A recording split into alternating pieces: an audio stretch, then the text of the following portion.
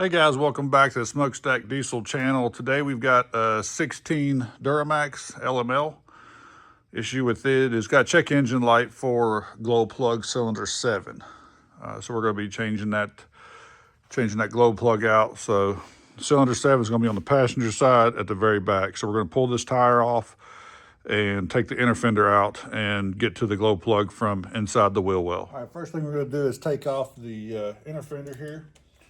And it's going to be a 15 T15 torque split.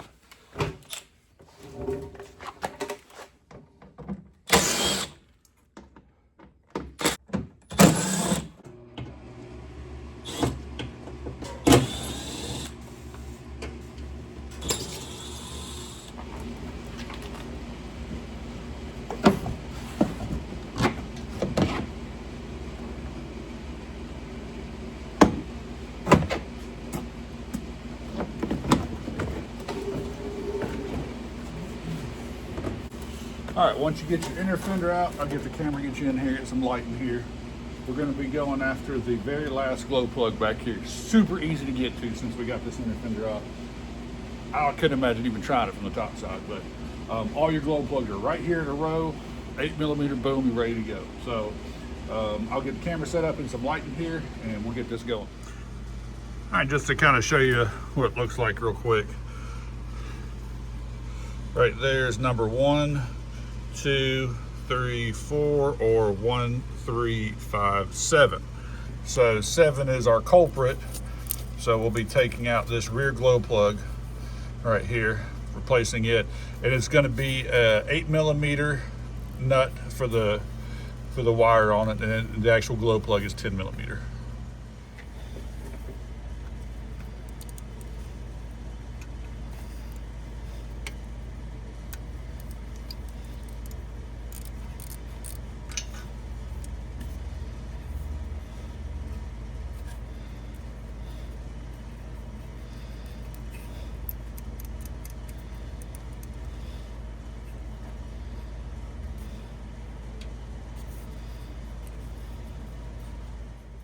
I apologize, it's going to be a 12mm for the glow plug, a 12mm, not 10.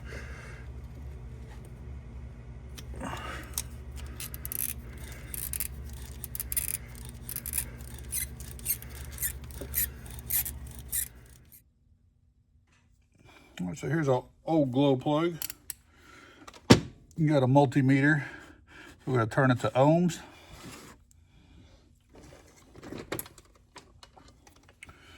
I'm going to put 1 on the body, and then I'll put 1 back here where that wire hooks into.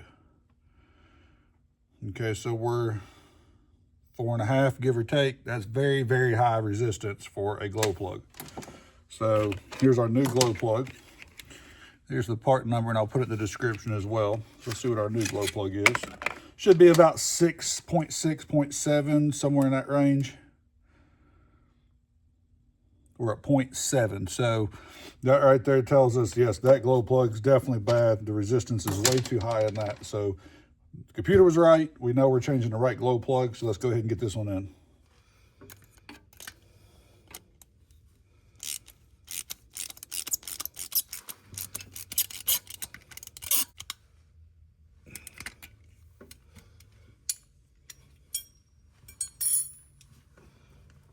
All right, with that glow plug in, go ahead and grab your wire, put it back on it.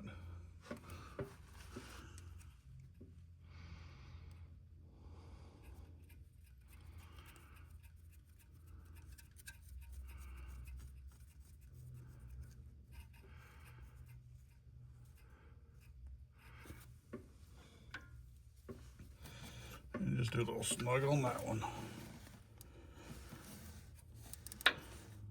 All right, we got the inner fender back in, got the wheel back on it. Went ahead and cleared the codes in it, started it up, ran it for a while, no code came back. So that was definitely our issue with that. Not a hard job to do. Luckily, you can get to them really easy from the inner fenders.